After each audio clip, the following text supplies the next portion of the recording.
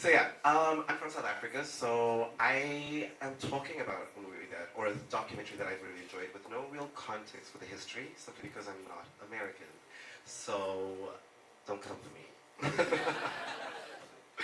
Okay, well let's dive right in. When you think of Paris is Burning, like three P's come to mind. It's political, it's prolific, and it's powerful. The documentary was filmed in the late 1980s and follows the lives of several African-American, Hispanic gay men, and transgender women and drag queens. It gives an insider's glimpse at the ball scene in New York with commentary from legendary children like Pepe La Beja, Octavia St. Laurent, Venus Extravaganza, Dorian Corey, and Willie Ninja, who we all know is the father of Vogue. Those are just to mention a few. I mean, there's several other characters, but let's get into this. It shines a light on how influential drag culture really was to how we relate to each other now in pop culture as well as K culture. In the film, we're introduced to...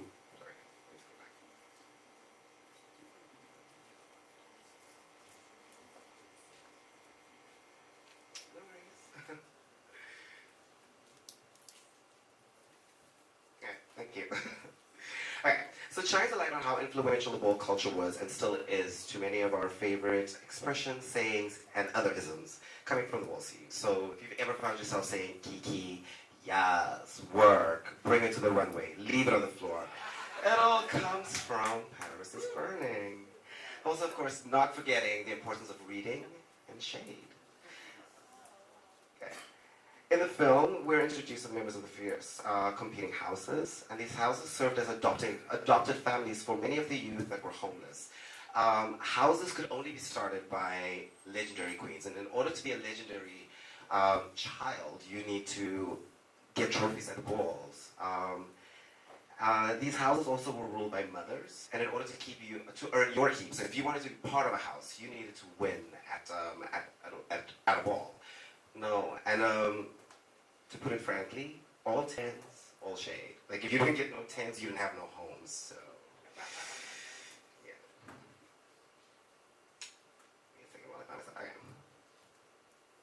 Okay, so in the film also, balls are described as the Olympics or the Oscars of the LGBTQ community. At the time, these events seemed unattainable for people of color, mostly because there were no iconic gay people, and even less so like black iconic people visible. So the ball scene was an opportunity for people of color to feel their fantasy. Legends were born and bred on the floors of the ball scene. And Paris is Burning became a vehicle that almost allowed for these legendary children to showcase their talent and also take it to the next level. After its release, the film, Paris is Burning, was critically acclaimed. Reviews were kind of polarized, so people either loved it and celebrated it, or criticized it. People thought that it brought the spotlight to the drag scene, but also felt that it served as, like a vehicle, or it allowed people to sort of misappropriate the culture, sorry. And that's where I think it still pretty much is.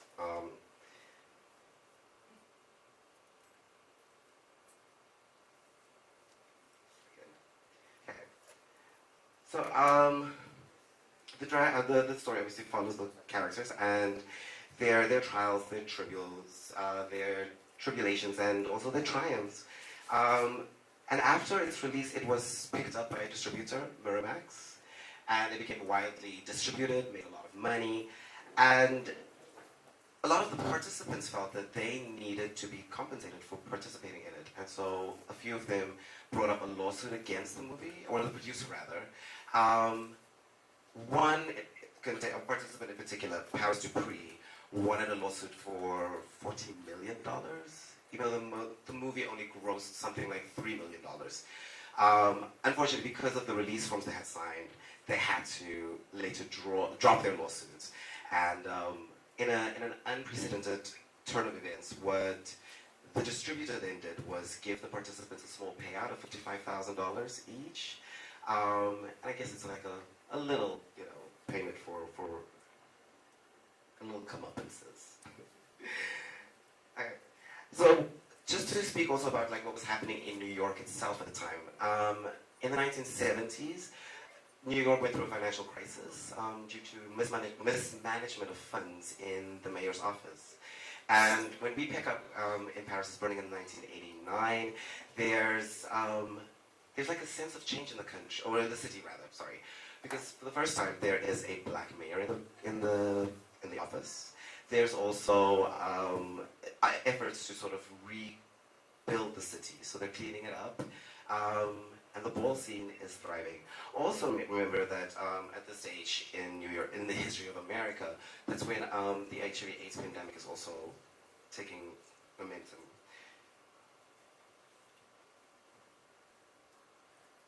What hadn't changed though was the plight for the LGBTQ community.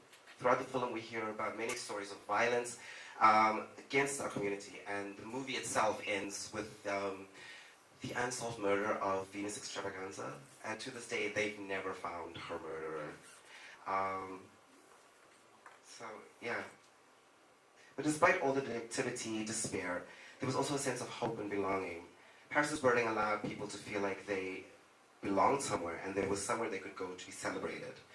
A place where their class, their wealth, and the color of the skin didn't count as something against them. It was a place where the standards of beauty were determined by the people in the room, not by Miss Anna Wintour over at Vogue. So, and that's power, and that's why it was such a powerful tool in terms of like, you know, changing how we related to each other. The balls were largely sort of put into, oh that doesn't work right, that's okay.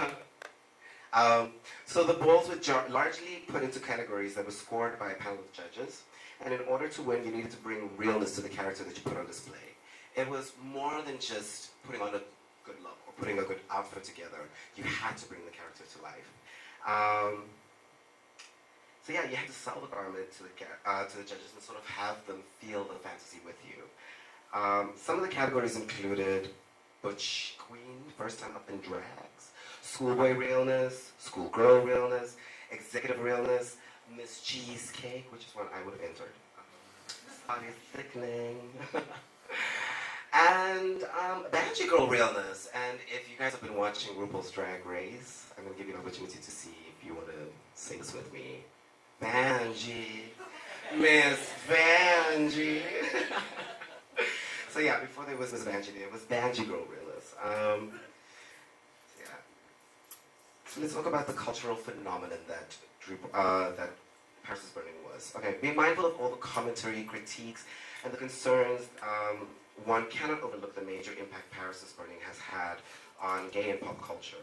It brought into the mainstream Vogue. It gave us RuPaul's Drag Race. Movies like Leave It on the Floor, which wasn't quite as critically acclaimed. Trust it, just wasn't that good. But you know, they tried. And although Mother Ru has taken all these little catchphrases and sayings and taken them to the bank, the truth is that the reason we get to talk about Kiki, Kai Kai, and all the rest is mostly because of the drag ball scene. And I think that deserves a round of applause. Yeah, she stays relevant. Paris is Burning remains relevant in our diaspora, our conversations and experiences today, because a lot of what the movie addresses, classism, racism, transphobia, homophobia, and the list goes on, that's still pretty much the same today. I think for a lot of people of color, they still are experiencing racism and prejudice from a system designed to keep them voiceless. Stories about our lives are still often told through the lens of people who aren't really invested in what it means to be a person of color, but enjoy the privilege of the Black experience, which fortunately comes with things like twerking and voguing and yeah. Also, the trans agenda continues to be oppressed and swept under the rug, and the gay community at large still has to fight to make sure that our rights do not go, or that our rights aren't taken away. And I mean, that's the simple freedoms as even being able to choose whether you want a bear or an otter tonight. So if you're not vigilant, you might lose the right to choose.